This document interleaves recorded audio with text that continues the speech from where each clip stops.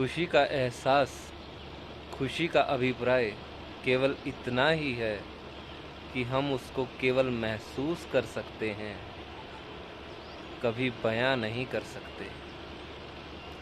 जिस कस्तूरी के आनंद को पाने के लिए या जिस कस्तूरी की खुशी को पाने के लिए हमारा मन रूपी मृग ताउम्र इधर उधर भटकता घूमता रहता है, वो कस्तूरी कहीं ना कहीं हमारे अंदर में ही निहित होती है।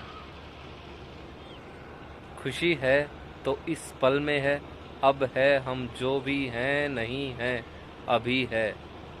भविष्य में केवल बचपन से हम जैसे किसी चीज़ की तलाश में लगे रहते हैं, बचपन से हम अपने अस्तित्व को ढूंढते रहते हैं, उस शांति, उस खुशी, उस असीम आनंद को ढूंढते रहते हैं, जिसे किसी शब्द में हम मोक्ष कह सकते हैं, परम आनंद कह सकते हैं, या एक ऐसी विभूति, एक ऐसी अनुभूति कह सकते हैं कि जिसको पाने के बाद और किसी चीज़ को पाने का मन ना करे।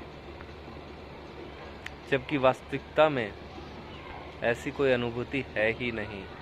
खुशी का अगर कोई अभिप्राय है तो वो केवल इतना है, अगर हम खुश रह सकते हैं तो इस पल में खुश रह सकते हैं, अभी खुश रह सकते हैं, जो भी हमारे पास है, जितना भी हमारे पास है उसी में खुश रह सकते हैं, वरना हमें कभी खुशी मिलेगी ही नहीं।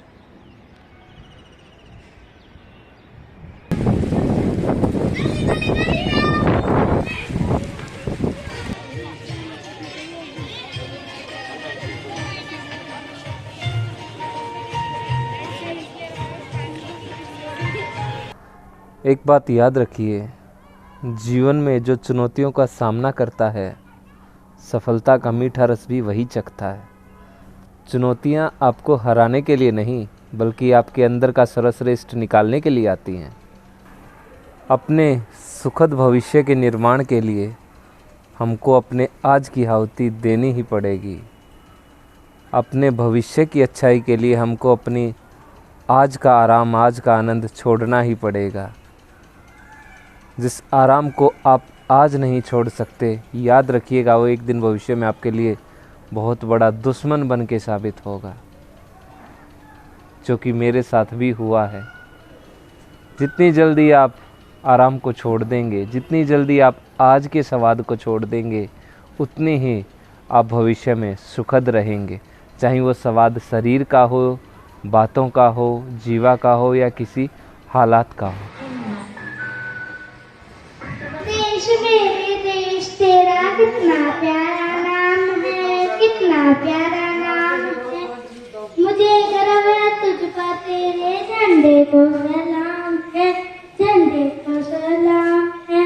तीन रंग से सजा तिरंगा, सफेद, हरा और केसरिया, सफेद सच्चाई। अपने निकट संबंधी, आपके गांव वाले, आपके रिश्तेदार, वो दूसरी तरफ खड़े हैं कि तू कामयाब नहीं होगा। आप अपने आप से उन सभी से यही कहिए कि मैं कामयाब होऊंगा। वो दूसरी तरफ खड़े हैं, इसलिए नहीं कि आपके नाकामयाब हो जाने से उनको कुछ मिल जाएगा, लेकिन केवल अपनी इस बात को चरितार्थ करने के लिए कि हमने तो पहले ही कहा था कि तू कामयाब नहीं होगा। वो उन लोगों में से होते हैं जो कहते हैं कि मैं कभी घोड़े से गिरा ही नहीं। क्यों? क्योंकि मैं घोड़े पर कभी चढ़ा ही नहीं। मैं बीए की परीक्षा में कभी फेल हुआ ही नहीं। क्यों? क्योंकि मैंने बीए तक पढ़ाई की ही नहीं या बीए की परीक्षा दी ही नहीं। तो वो लोग केवल और केवल आपका मनोबल गिराने के लिए होते हैं। उन्हें इस चीज़ से कुछ हासिल नहीं होना। अगर आप जीत जाएंगे तब उनका कुछ नहीं जाता, अगर आप हार जाएंगे तब उनको कुछ नहीं मिलेगा। लेकिन वो केवल उस पंक्ति में से होते हैं जो आपका मनोबल गिराते हैं, और बस अपनी संख्या को बढ़ाने के लिए कि हमने तो पहले ही कहा था कि तुम कामयाब नहीं हो सकते। उनसे कहिए, अपने आप से कहिए और उनके लिए कामयाब होकर दिखाइए।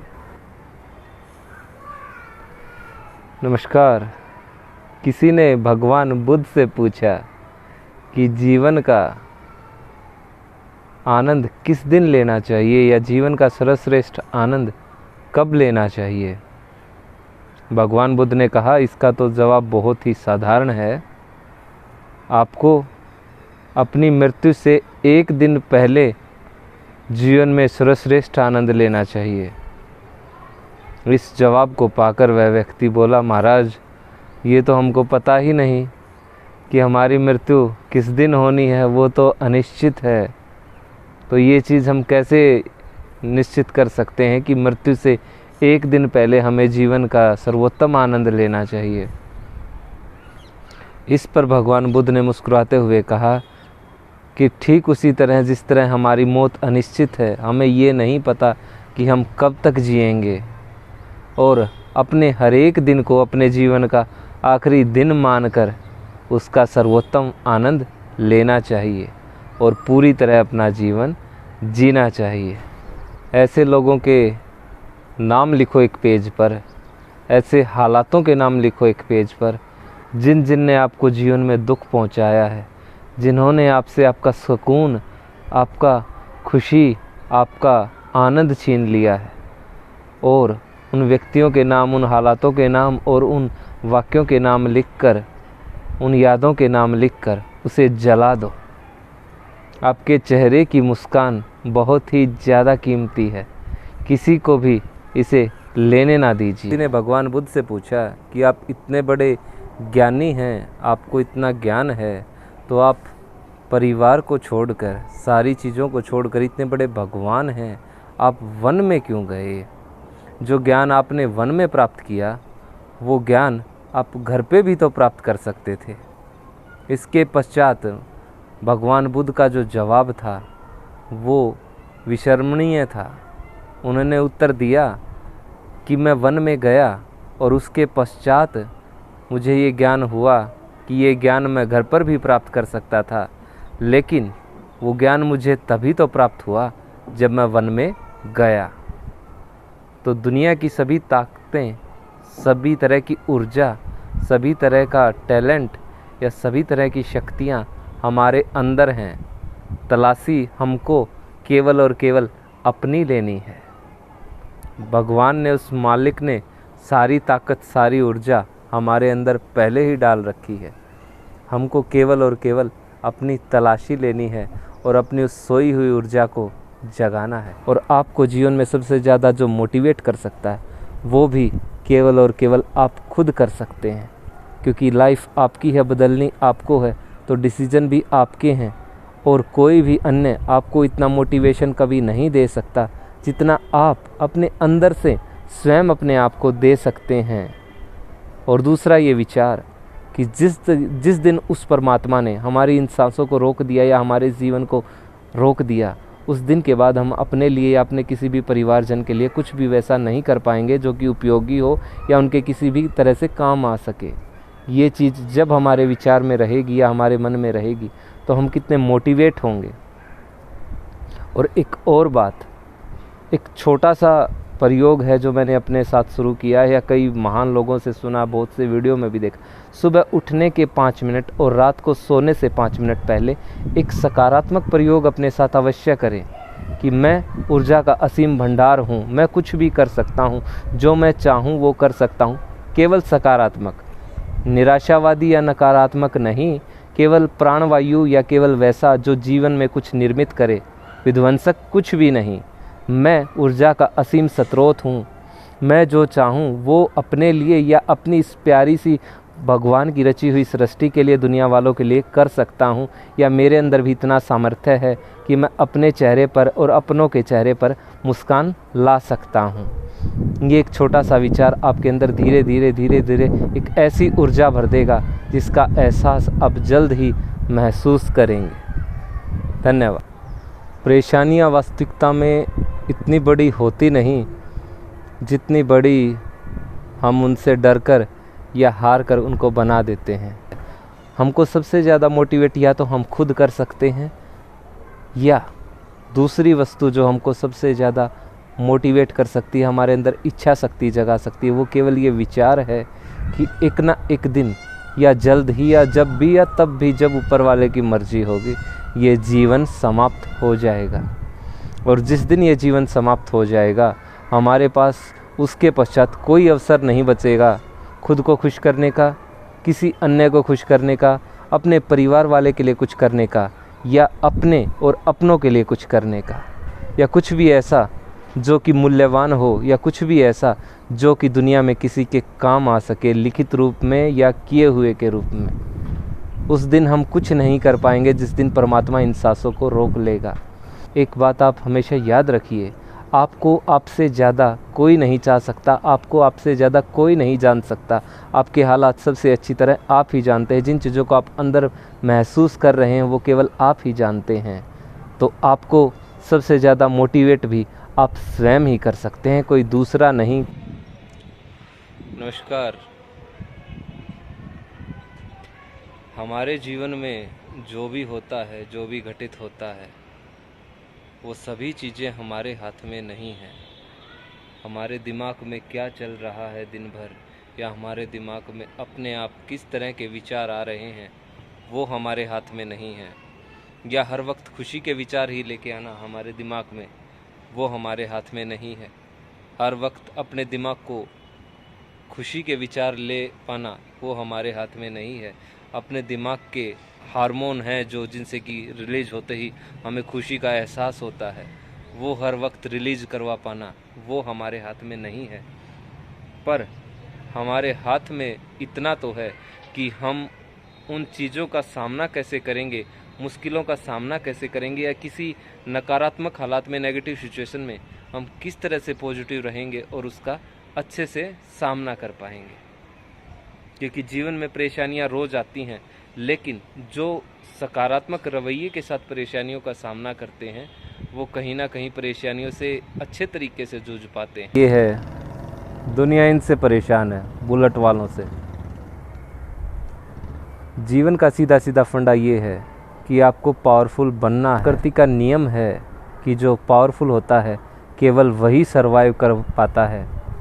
प्रकृति ने भी हमको केवल एक ही चॉइस दी है कि जो ताकतवर है, जो सर्वश्रेष्ठ है, वही सरवाइव कर पाएगा, बाकी सब अपने आप ख़त्म हो जाएंगे। हम भी इस पृथ्वी पर, मनुष्य प्रजाति भी इस पृथ्वी पर तभी सरवाइव कर पाई है जबकि हम ताकतवर हैं। जो कमज़ोर जीव थे वो जलवायु परिवर्तन के साथ साथ ख़त्म हो गए। तो ताकतवर बनना हमारी चॉइस नहीं बल्कि हमारी आवश्यकता है। हम सभी को पावरफुल बनना पड़ेगा, क्योंकि the powerful is only survive. कमज़ोर को ये प्रकृति अपने आप ही मिटा डालती है। ताकत की हमको इसलिए भी ज़रूरत है क्योंकि हमको ताकतवर बनकर किसी और को नहीं दबाना है, बल्कि हमें खुद नहीं दबे जाना है। इसलिए हमें ताकत की ज़रूरत है। मैं आपको एक कहानी सुनाता हूँ। एक बार दो राजा मित्र होते हैं। एक मित्र कई दूर देशों की यात्रा के पश्चात अपने मित्र के लिए उपहार स्वरूप बाज का एक जोड़ा लाकर देता है, जो कि नायाब किस्म का होता है। उन्हें पाकर वो राजा बहुत ही हर्षित होता है, खुश होता है, और वो अपने राज्य में बाज या पंछियों को उड़ाने में प्रशिक्षित करने वाले व्यक्ति के पास लाकर सौंप देता है कि तुम इन्हें अच्छी तरीके से सभी कलाबाजियाँ सिखाओ, जिससे कि ये सभी कलाबाजियों में माहिर हो सकें। यह कलाबाजियाँ सिखाने वाला उनको निपुण करने में लग जाता है, लेकिन शीघ्र ही वो महाराज के पास आकर कहता है कि महाराज, एक बाज तो उड़ने में और कलाबाजियाँ करने में काफ़ी अच्छा है, जबकि उसके बनिस्बत दूसरा बाज उड़ने में रुचि ही नहीं लेता, और जो इसके बैठने का स्थान है ज़्यादातर वहाँ बैठा ही रहता है। इस समस्या के पश्चात महाराज आदेश देते हैं कि तुम पूरे राज्य भर में घूमो और कोई ऐसा व्यक्ति लेकर आओ जो इस बाज को उड़ने में निपुण बना सके या कलाबाजियों में निपुण बना सके। वो व्यक्ति यहाँ वहाँ घूमता है, जब उसे कोई नहीं मिलता, अंत में वो एक गांव से गुजर रहा होता है, तो एक साधारण सा ग्रामीण उसकी हालत देखकर उससे पूछता है, तो वो उसके सामने अपनी व्यथा बताता है कि राजा ने मेरे को इस तरह की जिम्मेवारी दी है। तो वो ग्रामीण कहता है कि तुम्हारी ये दुविधा तो मैं दूर कर दूंगा, और उस बाज के बच्चे को या उस बाज को मैं उड़ने में निपुण कर दूंगा। वो उसको राजा के पास लेकर आता है। तो राजा भी ये देखकर एक बार आश्चर्यचकित होता है कि जब मेरे राज्य का एक प्रशिक्षित व्यक्ति ये कार्य नहीं कर पा रहा, तो ये साधारण सा दिखने वाला किसान या ग्रामीण ये कार्य कैसा कर पाएगा। लेकिन वो ये जिम्मेवारी उसको सौंप देता है और वो व्यक्ति कहता है कि आप कुछ समय के बाद या कुछ महीनों के पश्चात आप मेरे बताए स्थान पर आइएगा और इस बाज को कलाबाजियाँ करते हुए देखिएगा। उस व्यक्ति के बताए गए समय पर जब राजा अपने सभी मंत्रियों के साथ उस जगह पर पहुंचता है तो ये देखकर आश्चर्यचकित हो जाता है कि वो बाज भी उसी तरह अच्छी कलाबाजियाँ कर रहा है जिस तरह की दूसरा बाज। जब वो उस व्यक्ति से पूछता है कि तुमने ये सब कैसे किया, तो व्यक्ति केवल इतना जवाब देता है कि महाराज, मैंने केवल उन परिस्थितियों को ख़त्म कर दिया जहाँ ये बाज अपने आप को आराम में महसूस कर रहा था, यानी मैंने उस डाली को ही काट दिया जिस डाली पर ये बाज ज़्यादातर बैठा रहता था या जिससे ये उड़ना ही नहीं चाहता था। कहानी का सारा और सारा निचोड़ यही है कि मिरेकल तभी होंगे जब हम अपने कंफर्ट जोन से बाहर निकलेंगे। जो परिस्थितियाँ हमको चैलेंज नहीं करती, जो परिस्थितियाँ हमको आरामदायक लगती हैं, वहाँ मिरेकल नहीं होंगे मेरे दोस्त। अपने आरामदायक परिस्थितियों से बाहर निकलते हैं तो जादू अपने आप होने लग जाता है। हमको जो चाहिए वो हमारे कंफर्ट जोन में या आरामदायक परिस्थितियों में नहीं मिलेगा। हमको जो चाहिए वो पाने के लिए हमको अपनी आरामदायक परिस्थितियों से बाहर निकलना पड़ेगा। जो चीज़ें हमको चैलेंजेस करती हैं उनको हमको फेस करना पड़ेगा। अपने कंफर्ट जोन से बाहर निकलिए और जादू मिरेकल को होते हुए देखिए। जो वो डाली है जो आपको उड़ने से मजबूर कर रही है, उस डाली को काट दीजिए। जितनी जल्दी हो सके उतनी ही जल्दी आपको उड़ना आ जाएगा। चाहते हैं कि आपके जीवन में कुछ नया हो या आप अपने जीवन को बदलना चाहते हैं तो अपने कंफर्ट जोन से, उन आरामदायक परिस्थितियों से बाहर निकलिए और उन परिस्थितियों का सामना कीजिए जो आपको चैलेंज करती हैं और जादू को होते हुए देखिए। कंफर्ट जोन से बाहर आइए और मिरेकल को होते हुए देखिए। जब आप अपने कंफर्ट जोन से बाहर आएंगे तो आप देखेंगे कि रोज़ाना कुछ ना कुछ अच्छा और नया घटित हो रहा है।